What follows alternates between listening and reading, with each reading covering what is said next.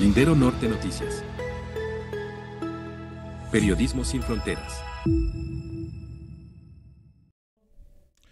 Un caso que se lo habíamos anunciado el día de ayer. Uno que se suma a otros dos más del mismo victimario. Un presunto depredador sexual que se encuentra en libertad y que está impune, a pesar de que por uno de los tres casos ya fue sentenciado y estuvo más de 10 años en prisión. Estamos hablando de este caso que ha conmocionado a una sociedad que ve que las agresiones sexuales terminan quedando impunes, aun cuando las víctimas denuncian y hacen todo este viacrucis que significa presentarse ante la fiscalía, ante los jueces y ante todo este sistema de justicia que las mismas víctimas señalan está podrido porque no encuentran esa luz al final del túnel. Y hablamos de un resquicio de justicia. Por eso este caso, que ya puede leer usted en linderonorte.com, que presentamos el día de hoy y que fue un trabajo que presenta Antonio Heras, pues es a partir de eso que el día de hoy vamos a hacer el programa de este martes. De Luis Alberto Villa Pantoja, quien se encuentra actualmente impune tras estas denuncias por agresión sexual, y hablaremos con la víctima, con Frida, una bióloga de Ensenada, y que el día de hoy nos estaremos enlazando para que nos dé su testimonio. Le daremos datos, números, una editorial de Antonio Heras hablándonos sobre el incremento y la impunidad en las agresiones, en los delitos sexuales en Baja California, y también tendremos a Humberto Melgoza y su contraseña para analizar temas de violencia en Sonora. ¿Qué le parece si ya iniciamos?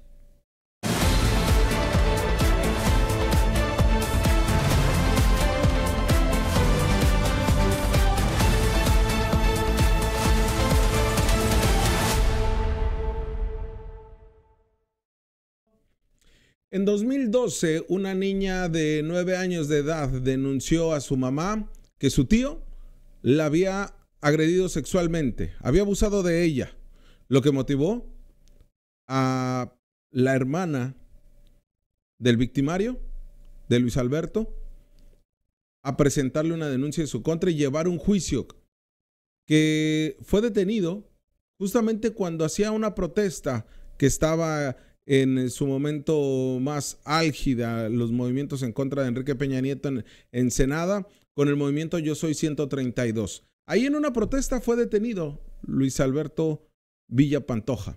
Se pensó que era un acto de represión, ya cuando se dieron cuenta tenía una orden de aprehensión por el delito de violación. Y esto lo llevó a estar en la cárcel durante 10 años. Salió en libertad y convenció a amigos, convenció a gente, activistas de Ensenada, que se trataba de un hecho donde su hermana le peleaba un terreno y que la había llevado a la cárcel. Pero, ¿qué va a pasar? Que un año después cometiera otra agresión sexual. Y hay otro caso más de una mujer que ha querido mantenerse en el anonimato porque tiene esposo, porque tiene hijos, porque tiene miedo. Este caso, que data de la víspera del año nuevo 2023, el que damos cuenta el día de hoy, agradecemos a la víctima, a Frida, una bióloga de Ensenada, que precisamente en esa misma ciudad vive y goza de impunidad Luis Alberto Villa Pantoja, quien pues tiene la presunción de inocencia, pero lo que más se cuestiona en estos momentos, que el sistema de justicia le ha sido favorecido al presunto victimario, toda vez que aún con las pruebas, aún con el testimonio, aún con los elementos y aún con el expediente que le pesa al propio Luis Alberto, quien goza actualmente de libertad condicionada, toda vez que una jueza determinó que pues había que el momento de dejarlo libre después de que fuera sentenciado por el abuso sexual en contra de su sobrina de 9 años de edad. Y todos estos elementos han llevado a la víctima a gritar a los 4 vientos que quiere justicia. Se cumplen meses tras meses tras meses y el caso no avanza. Ya pasaron 2 años y esto queda totalmente y continúa en impunidad. 25 meses y este caso sigue retumbando en las paredes de la justicia, pero no tiene eco ni en jueces, ni en la fiscal, ni en la gobernadora, ni en el magistrado presidente del Poder Judicial de la Federación. Y es algo que de verdad aquí siempre acompañamos a las víctimas. Y las víctimas son las que te presentan, las que se vuelven incluso hasta expertas en temas jurídicos, en temas sociales. Nos han presentado los números únicos de caso, los expedientes de Luis Alberto Villa Pantoja, han presentado todos estos elementos. Y acá se los vamos a conocer el día de hoy. Pero vamos entrando en materia, porque agradecemos a Frida que desde Ensenada se comunique con nosotros para hablarnos de este caso que sin duda alguna pues pesa mucho desde lo personal, pero en esta misma valentía que ha tomado ella para denunciarlo a medios de comunicación y exhibir su caso, pues de verdad no queda otra más que decirle que esta es la manera que los casos se terminan por empujar cuando el sistema se queda atorado. Frida, buen día, te saludo con mucho gusto. Muchas gracias, buen día, de verdad, gracias por darme la oportunidad. Como dices, fue la única forma, el último medio que ya veía para poder ser escuchada. Ya no me quedaban recursos.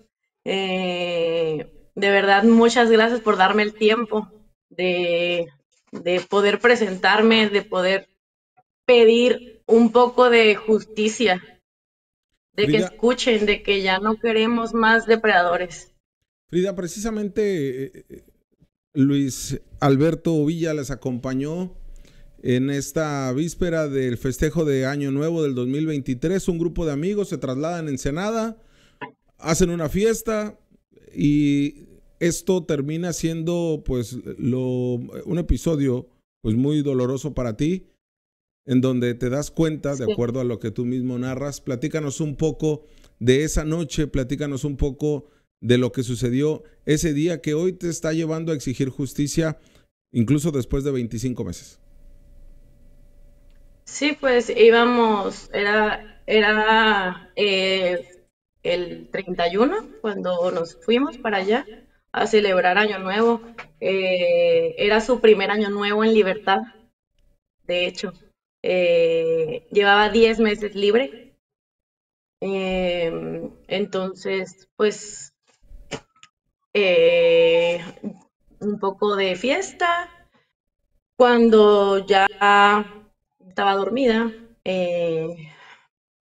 y me doy cuenta que él se aprovecha de la situación.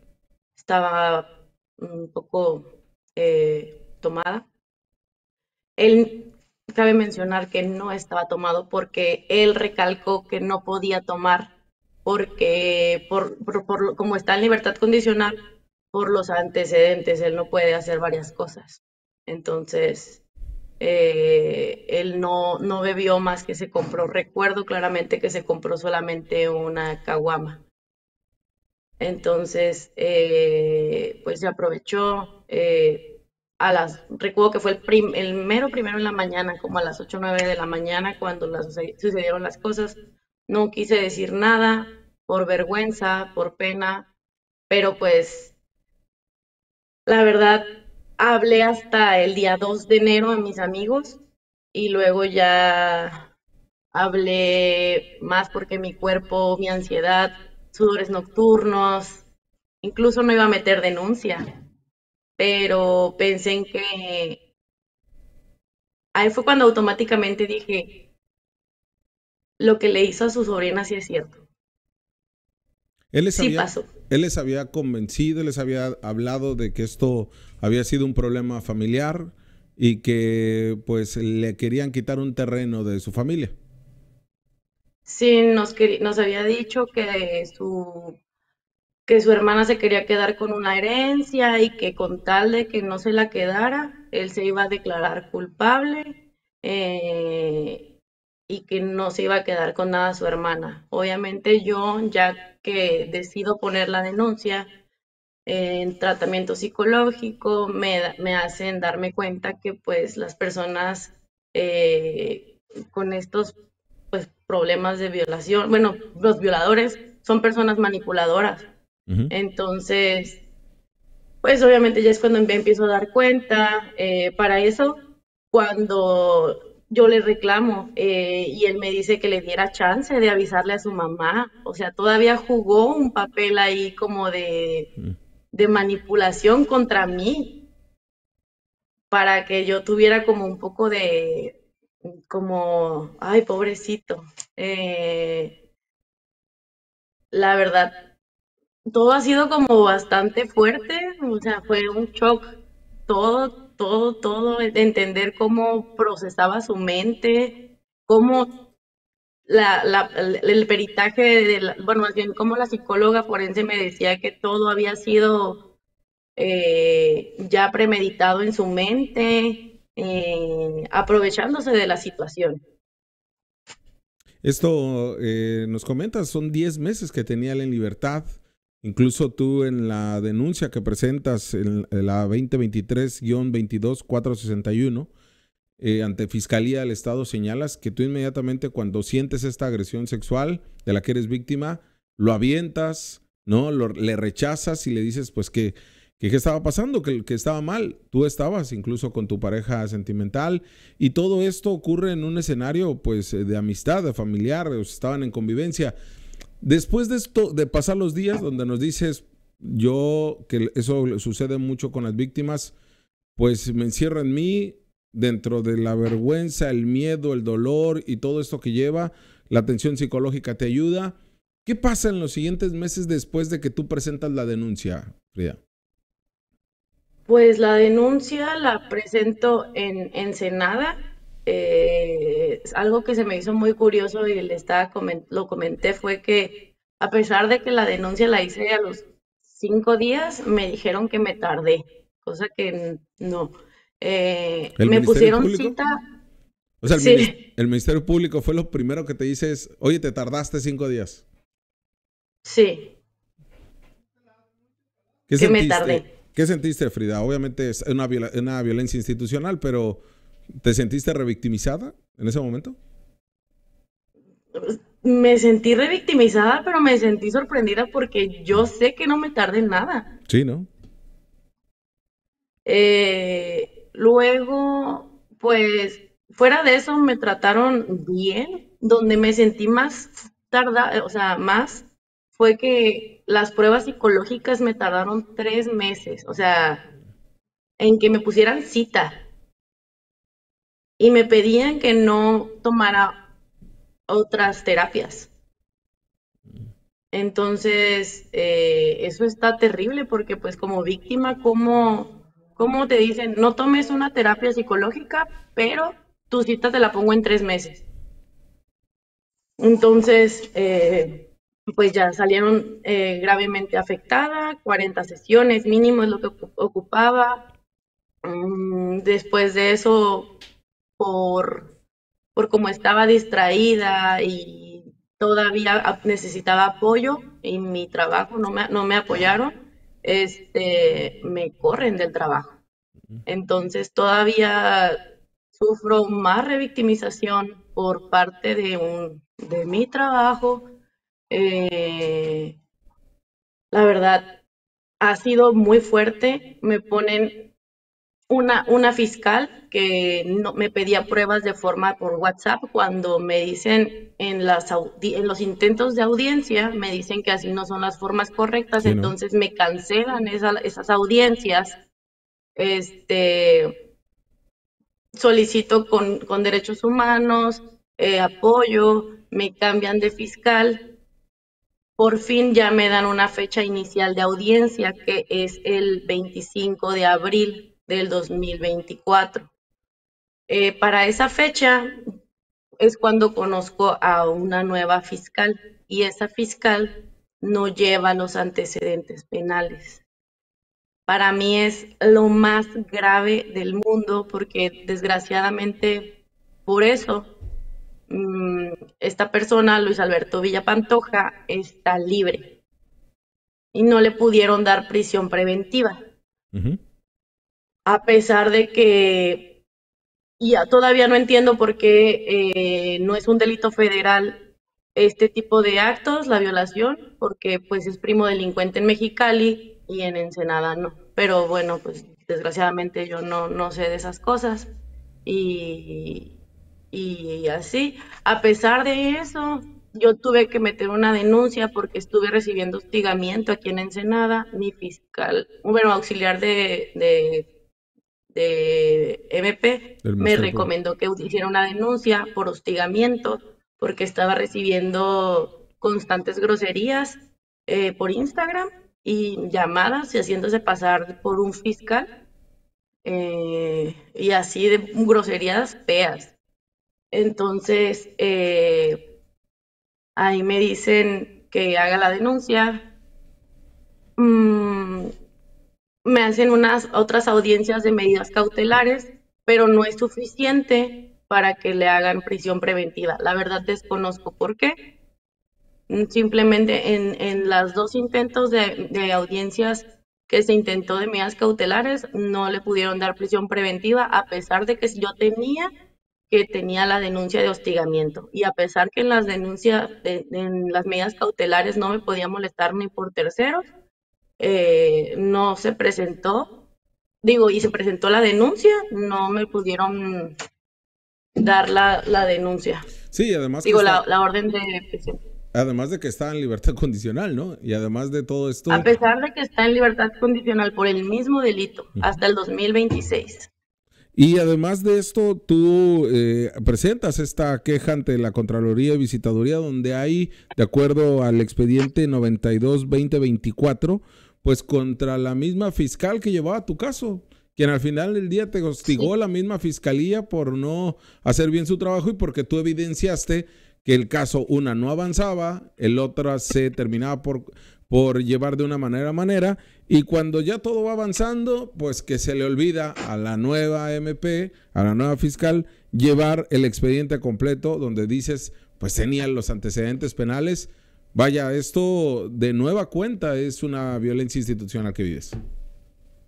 es una, la verdad, es una falta terrible porque aparte no solo es preocuparme por perseguir que hagan bien su trabajo, ¿no? Luego también es fijarme si los notificadores realmente notifican adecuadamente, que cumplan con el horario, ¿no? Que hay veces me ha pasado que en las audiencias no notifican adecuadamente, tienen que notificar 48 horas antes y lo notificaron 40 horas, entonces está en todo su derecho de no presentarse. Y es súper revictimizante porque pues yo vivo en Ensenada y me presento hasta Mexicali y me dicen que no es necesario que me presente, pero claro que es necesario porque cada audiencia en la que he ido hay fallas y hay faltas. Entonces, yo no voy a permitir que haya otra víctima más. Ya hay suficiente con 4, ya no más. Entonces, yo sigo confiando en que se siga, en que haya alguna persona que escuche, que vea esto y por favor que ya se toquen el corazón, que les encante su trabajo y por favor ya hagamos algo, de verdad. Sí, y como dices, no le ha notificado a tiempo, se ha dilatado más y más, aun cuando te acompañan todas las pruebas psicológicas de la atención que ya se te dio a la fiscalía y aún sigue siendo un problema. Ya hay una audiencia fechada para el 13 de marzo de este mismo año, que sería Para el 11, el 11 de marzo. Sería una ajá, audiencia 11 de marzo, intermedia. sí. Sí, Ya estarían determinando, porque ya se le vinculó a proceso, como dices, no pudo quedar en prisión preventiva por el pésimo trabajo que hizo la fiscalía en ese momento, y también la jueza ha terminado quedando a deber un caso que sin duda alguna está quedando ahí dentro de estas manchas que hay en muchos delitos sexuales que atiende la Fiscalía General del Estado. Dices, serías el cuarto caso, dos de ellos con esta denuncia, uno más que han tratado, porque es complicado también llevar todo el proceso que tú has llevado, ¿no, Frida? es muy cansado, es muy revictimizante, es, es algo que realmente te tienes que poner a pensar que tú tienes que ir a ayudarles a hacer su trabajo. En esto, la exigencia de la fiscalía es, ya nos decías, que se pongan a trabajar y obviamente hacia el Poder Judicial, hacías estos pronunciamientos y escritos que los has hecho públicos a la gobernadora, al magistrado presidente. No es otra cosa más que justicia, ¿no?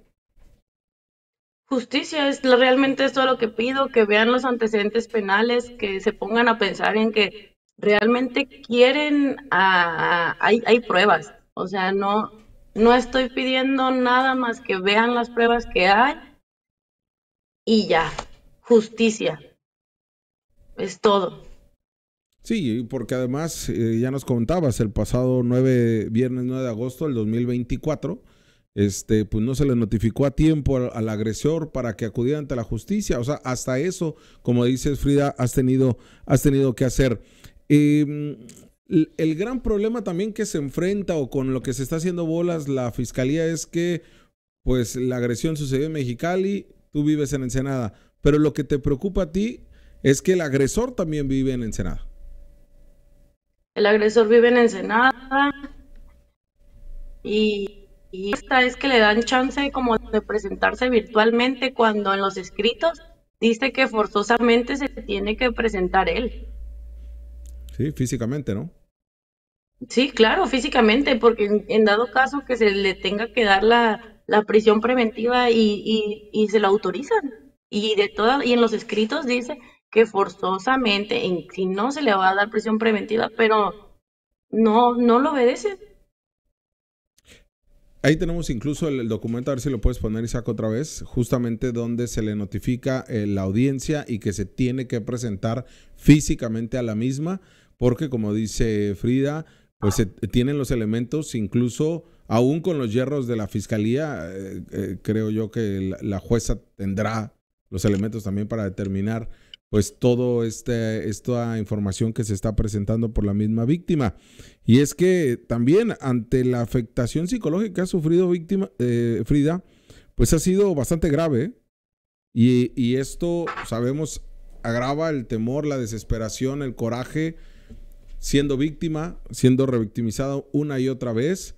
Y es ahí, pues, donde te reconocemos tu valentía, Frida, y donde te agradecemos que hayas estado con nosotros el día de hoy en esta exigencia de justicia que, pues, reiteramos, has hecho todo como te dice la autoridad que hagas, ¿no? Preséntate, Todo. denuncia, atiende las recomendaciones de la propia fiscalía, estate cerca de tu caso, lo has hecho y aún así, pues, no ha avanzado como tú quieres el caso. Sí, todo, la verdad. Muchísimas gracias por darme la oportunidad y esperemos que alguien que esté escuchando esto pues pueda hacer algo y de verdad pensemos en todas las niñas, en las mujeres de nuestro país y pues esta persona realmente no solo se fija en este género, entonces también cuidarnos, Luis cuidar Alberto, de todos. Luis Alberto Villa Pantoja, considerado por ya el grupo de amigos de Ensenada, por la misma Frida, como un depredador sexual. Ahí está la ficha de cuando lo detuvieron en 2012. 10 años pasó en la cárcel por la sentencia de agresión sexual en contra de su sobrina de 9. 10 meses tenía cuando, Ujú. pues, ahora cometió en la Salió. víspera de Año Nuevo la agresión sexual contra Frida, que de nueva cuenta agradecemos tu valentía. Abrazo fuerte, Frida, hasta Ensenada, y estamos pendientes de lo que sucede Muchas en esta gracias. audiencia del mes de marzo. Muchísimas gracias por la oportunidad, de verdad. Ahí tienen ustedes el caso de Frida, pero no solamente es el caso de ella, es el caso de 3 víctimas más, que ya les hemos venido planteando y cuestionando esta situación que ocurre con el tema de los delitos sexuales. Es un caso más que se agrega. ¿Y qué le parece si, para darnos más contexto del tema de los delitos sexuales que se tienen ahí bajo la impunidad, sí, pero también bajo la opacidad de la investigación? Poco se hace, incluso se dice sobre temas de prevención, Esto nos tiene que generar una conciencia y una reflexión para seguir exigiendo justicia y seguir haciendo que las autoridades trabajen como tienen que ser. El caso de Frida, esto es de verdad para que corrieran a gente de ahí del Ministerio Público, para que el sistema cambiara. Porque no solamente es el sistema de justicia. Ojalá que pronto se haga una reforma para las fiscalías, para que atiendan con perspectiva de género, para que atiendan realmente bajo la perspectiva de hacer justicia, de procurar la justicia. Pero escuchemos a Antonio Heras con esta análisis que también nos da en la editorial sobre los delitos sexuales en Baja California. Los delitos contra la libertad sexual y la familia es una gama de ilícitos que afectan no solamente a la víctima, sino a su familia y obviamente a la sociedad, a la comunidad donde vive. En Baja California se podría pensar que son delitos menores o el registro es menor, toda vez que en 2024 hubo 670 casos de violación, es decir, promedio de 2 delitos, 2 víctimas por día. Pero cuando uno checa la violación y el rubro de otros delitos sexuales, nos encontramos en que son más de 4,000. Juntando los dos, nos damos cuenta que día por día, cada 24 horas, en Baja California, en algún rincón, en algún lugar de Baja California, se cometen 12 delitos sexuales contra mujeres, niños e incluso contra hombres. Ese es un problema grave, sin duda.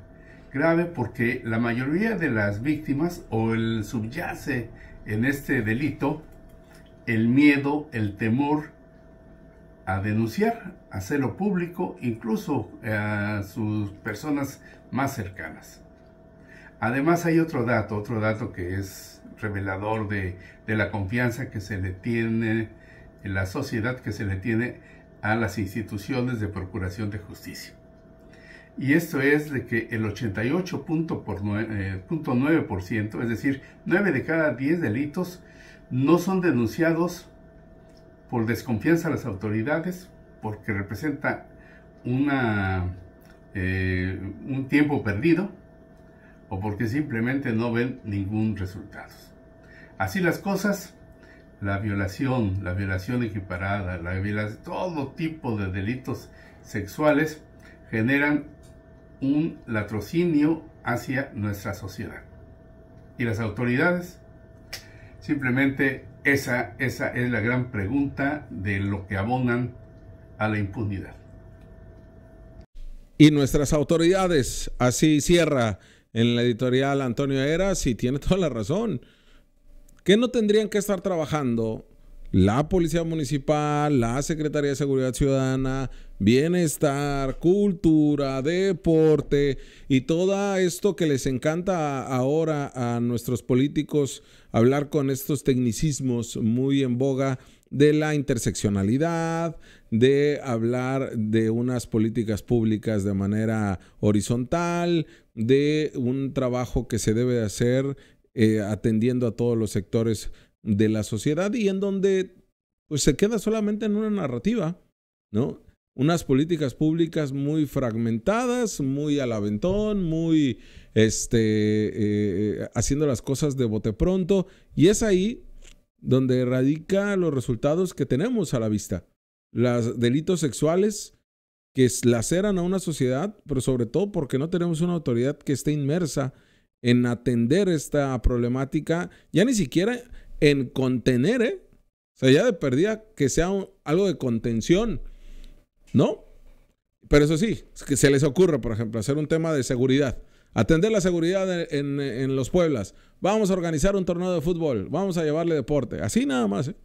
Vamos a atender un tema de delitos sexuales, vamos a llevar al DIF y que haga ahí unas pinturas con las niñas y niños y que trabajen ahí un tema de juegos en un parque público. Y ya. O vamos a llevar Ministerio Público en tu colonia. No importa que la gente sea muy malo, pero vamos a llevarla ahí para que se vea. Y ya. Y así cumplen sus indicadores. Y así cumplen los gobiernos sus programas operativos anuales y así cumplen sus planes estatales de desarrollo. Con esas métricas, con estas directrices y con esto que van palomeando de indicadores cumplidos. Y ya ni hablamos de la fiscalía, ¿eh? Fiscalía es cuántas órdenes de aprehensión tienes, cuántos cateos tienes, cuántas denuncias presentadas tenemos. Y como todo va en incremento, dicen, es que la sociedad estaba confiando más en la fiscalía, ¿eh? Es que la sociedad ya confía en su autoridad. Antes no confiaba, antes no denunciaban. Y así se dan palmadas entre ellos mismos y los apapachos están entre ellos mismos. No, señores. Y esto sí es estructural. Y esto sí requiere de una atención que no se ha dado durante muchos años. Y se están peleando que si mejor se llame Pilares o Centro de Desarrollo Integral. Y se están peleando como si se tratase de un hombre, cuando se trata esto de atender temas de fondo. Como lo tiene Pilares a nivel en Ciudad de México, por ejemplo. Bueno, se trata de trabajarlo de fondo. Son temas que se debe de tener acciones. Y es ahí donde está todo atorado. Pero lacera mucho cuando son delitos sexuales. Y sobre todo cuando no se atienden como este.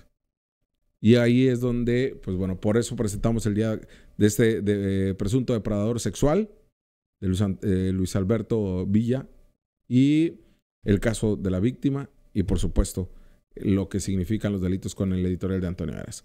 Ahora hablemos de lo que está ocurriendo en Sonora, cómo recrudece la violencia y cuál es el trabajo que está haciendo la policía y sobre todo pues en la mira y en el análisis de Humberto Melgoza y su contraseña. Melgoza, ¿cómo estás? Buen día. Hola Jorge, buenas tardes. Pues fíjate que ahora sí que te contradigo un poco porque al menos de la semana anterior a la actual no se ha recrudecido la violencia. Perfecto. Sino lo contrario.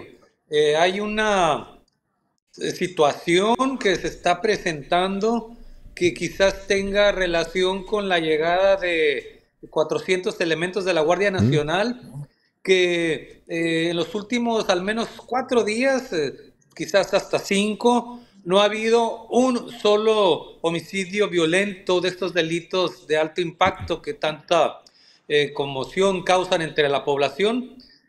Obviamente también, como lo refería ahí en la portada de contraseña, el presidente municipal César Iván Sandoval Gámez les puso un ultimátum a sus mandos, tanto como al comisario David Sánchez, como al subcomandante Juan José Rodríguez Cervera, en el sentido de que o daban resultados o se van, así de sencillo.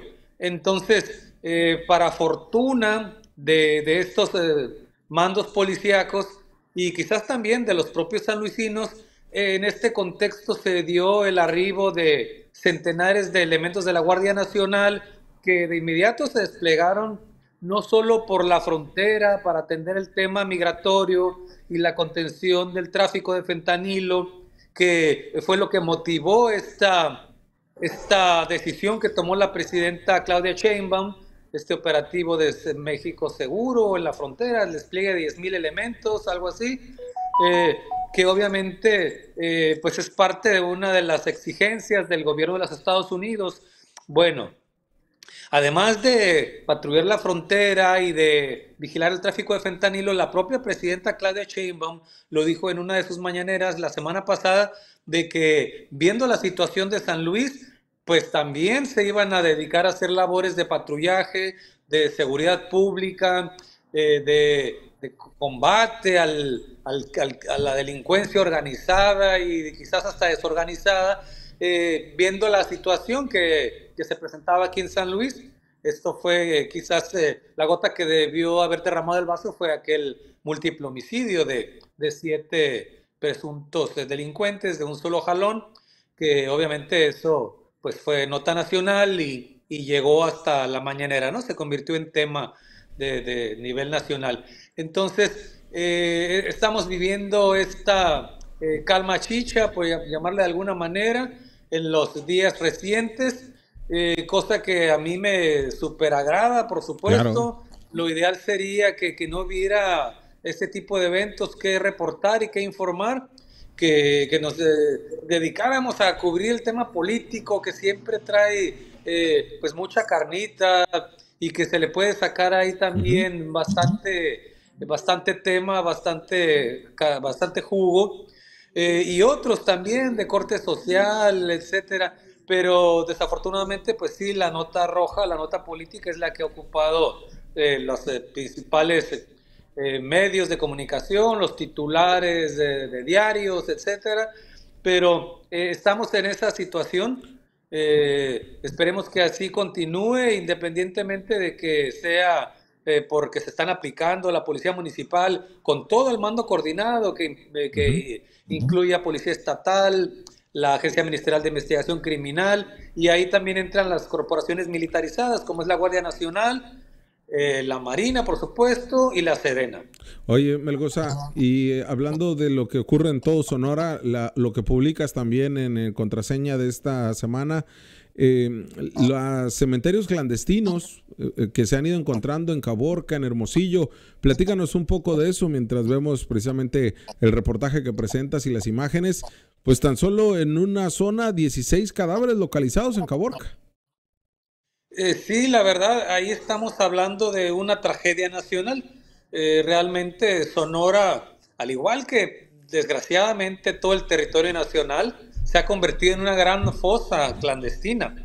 Aquí en el territorio sonorense, del 26 de enero, algo así, creo que ese día fue el hallazgo en Hermosillo. Todos los días que estaban ahí las buscadoras por la paz haciendo este tipo de labor de escarbar allí en zona inhóspita, en zona desértica, pues se habían encontrado entre 48 y 50 entre cuerpos, osamentas y restos óseos. Una locura. Y en Caborca ahí fueron al menos 16 los restos óseos encontrados que pertenecen a 16 distintas personas, por supuesto. Acá en Caborca fue otro colectivo de madres buscadoras las que participó en este hallazgo. En el caso de Hermosillo, se dio luego de una denuncia anónima.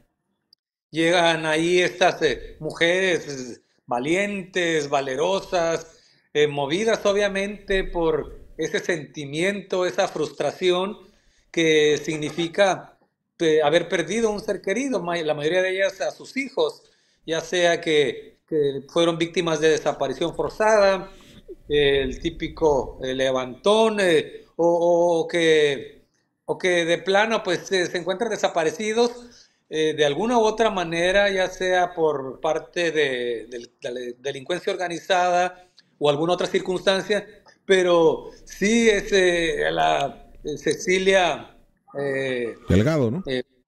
Sí, Delgado, que fue la muchacha, la señora, perdón, que entrevisté. Le digo muchacha porque pues quizás sea hasta de mi edad, ¿no? Y justamente ese testimonio, Melgoza, te iba a preguntar porque Cecilia Delgado, señalas en el reportaje, son 6 años de búsqueda y donde ella misma te refiere que ya encontró a su hijo y que ahora está en búsqueda de su sobrino y que ha sido muy difícil este proceso y así han sido principalmente las mujeres las que están en búsqueda de sus hijos, de sus esposos, de sus papás incluso, pero que pues hay familias que las han desaparecido en conjunto incluso. Sí, lo que ella me refiere es que luego de encontrar a su hijo, por supuesto, no como ella hubiera deseado, me imagino, por supuesto que debe haber sido un momento terrible, desgarrador. Ella decidió seguir adelante porque todavía le falta recuperar a su sobrino y ella me dice que aún recuperando el cuerpo de su sobrino, ojalá que lo encontrara con vida, sería lo ideal. Ella continuaría con esta misión porque ya va más allá del tema personal, se convierte en un compromiso social, en una misión que obviamente tiene un gran riesgo.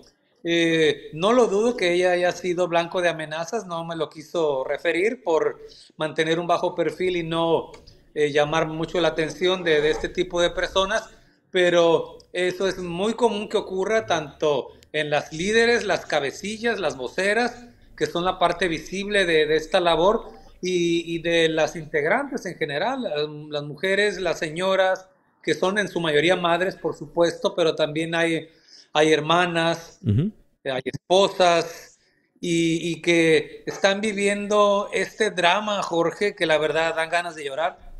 Sí. Es algo tan fuerte de lo que se está viviendo en nuestro querido México de muchos años para acá. Algunos le ponen de la guerra de Calderón para acá, quizás puede ser un poco más atrás. Obviamente que en los años recientes, en los últimos 10, para cerrar la cifra, esto se ha vuelto todavía más complicado. Cuando se creía que se iba a bajar el nivel de belicosidad entre los grupos del crimen organizado, vemos que pasa todo lo contrario y desafortunadamente, lo repito, esto ocurre a lo ancho y largo del país. Distintas organizaciones, distintas siglas, nosotros tenemos nuestra propia guerra, nuestros propios grupos y también pues ella menciona que no sé si por cuestiones de seguridad, que como te digo no me lo quiso decir, al menos on the record, tiene a su mami enferma. El 10 de mayo va a haber lo seguimos buscando, creo que se llama esta gran movilización, que la van a llevar a la Ciudad de México para hacer este problema, ahora sí que más visible aún, jalar la atención de medios nacionales e internacionales y exponer esta situación que se está viviendo en México y pues cómo pues lo están enfrentando las madres buscadoras día con día y cuál ha sido la participación del gobierno, el acompañamiento que hacen en estas jornadas y pues sobre todo ver la estrategia que trae el nuevo gobierno federal encabezado por Claudia Sheinbaum para que esto baje tanto la criminalidad como por supuesto las desapariciones que ya son más de 100,000, algunos lo redondean en 150,000. Imagínate qué cifras tan escandalosas, Jorge.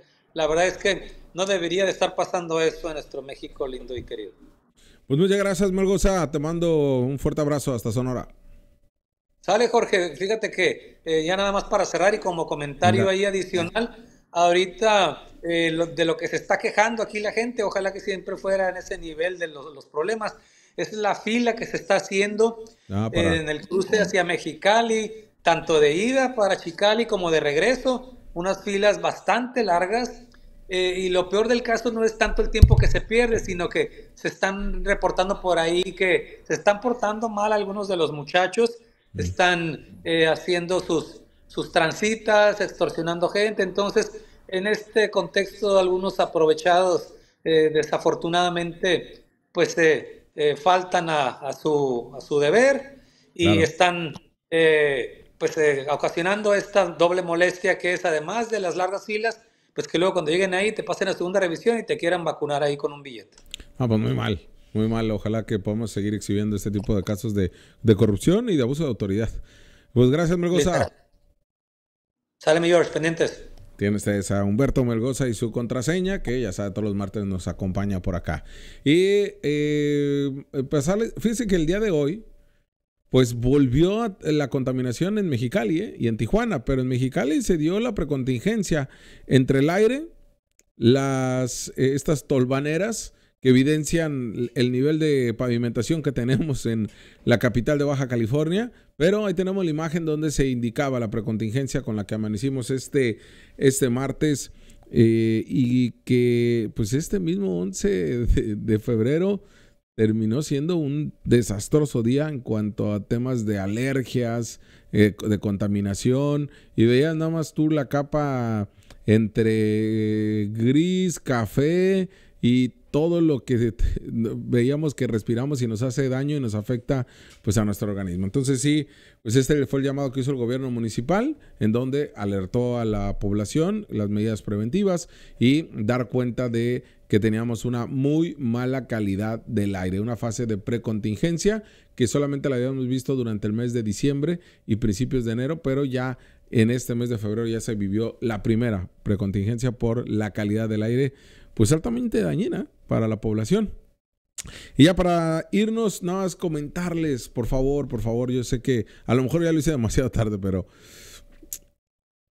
reconocer la valentía de la víctima, Frida, que el día de hoy que estuvo con nosotros y que se acercó y que a través de su historia documentada con cada uno de los elementos que presentó ante la Fiscalía General de Baja California por el caso de violación,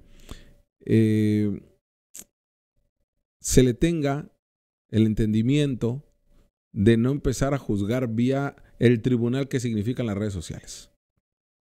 Entendámosla como víctima, analicemos la información que nos dio y cuestionamos a la autoridad. Que dé respuesta, que dé resultados, que haga justicia, que haga por lo que se le paga. Entonces, para evitar este tipo de comentarios que la verdad muchos son muy dolorosos para las víctimas, Entonces, siempre se recomienda a las víctimas cuando deciden salir a medios de comunicación, cuando deciden, ¿sabes qué? Voy a dar el testimonio, todo porque, como lo dijo la misma Frida, es el último elemento que me queda ya dentro de la desesperación y todo. Fue lo último que me quedó para exhibir lo que me está ocurriendo. Si yo no tengo, ya he ido trabajando, fortaleciéndome psicológicamente, gastando su propio dinero en todas las 40 terapias que le dio la fiscalía, en todo esto, ha salido fortalecida, pero aún así se la vio. Pesa mucho este tipo de maneras de tener que salir para exigir justicia. Entonces sí le pido de manera encarecida que si usted va a escribir algo fuera de lugar, resérveselo.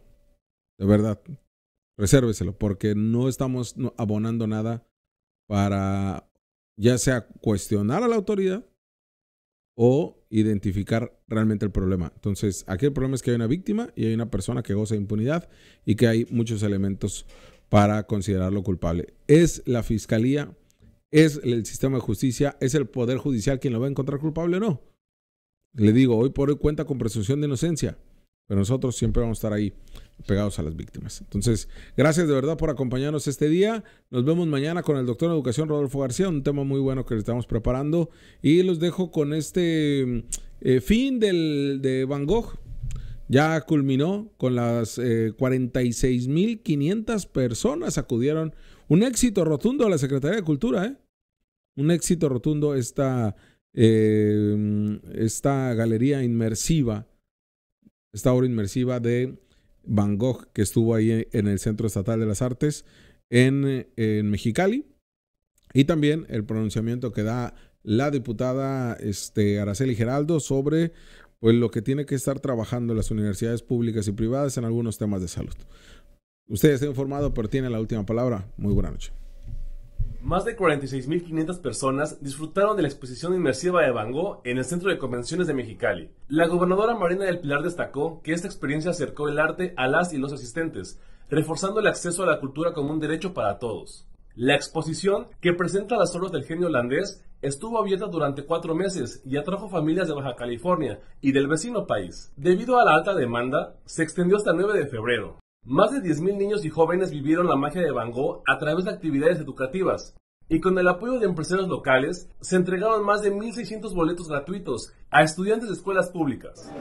Hola, ¿qué tal? Qué gusto saludarlos. Nos encontramos con la diputada Araceli Giraldo Núñez y el día de hoy nos va a platicar detalles de una iniciativa justamente que va a presentar, donde se trata de que las universidades realicen más investigaciones en cuestión de temas de salud muy importantes, porque enfermedades como diabetes, cáncer, etcétera. ¿Por qué es importante que...? Neoplasias, neoplasias malignas.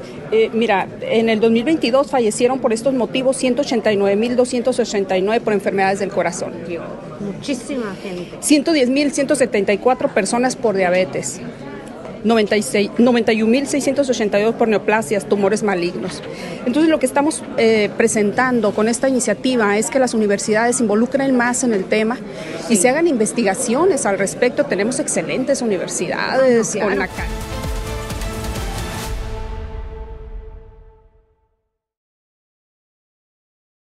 Hola, soy Estelita y aquí la estrella eres tú. Este mes de enero tenemos el descuento del 15%. Con el pago de tu predial, transformamos Mexicali con mejores servicios, más obra y seguridad.